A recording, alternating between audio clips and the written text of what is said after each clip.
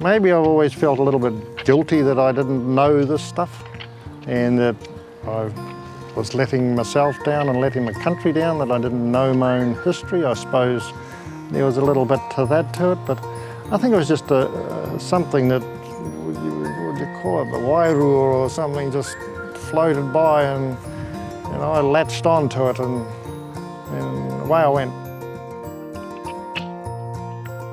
Started reading a little bit about Maori culture. I got, the history and that. I started thinking about the land, and then I found out about how the Maori planted and how when it was good to plant and when it was bad to plant, and so I do it by the moon, the Maori moon. I plant the kumaruas facing east and have them in mounds. They're into polyculture more than monoculture as far as growing things.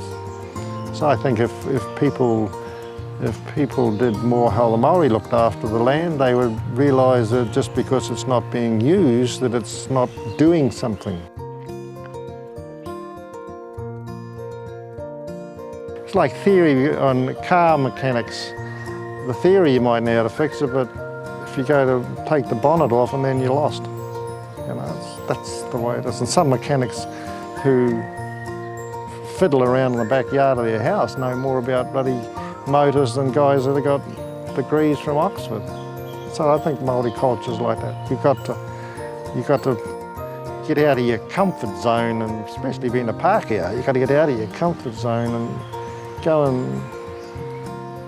out there and humble yourself. Hūmārie, is it a hūmārie? I have learned so much, especially around Marae and Tangi and stuff like that. When I did pluck up the courage and spent 2 nights on the marae and slept there, I slept probably the best I've done with all the other guys snoring as bad as me. So whether it's therapy or not, I think I slept better than I did in my own bloody bed. So yeah.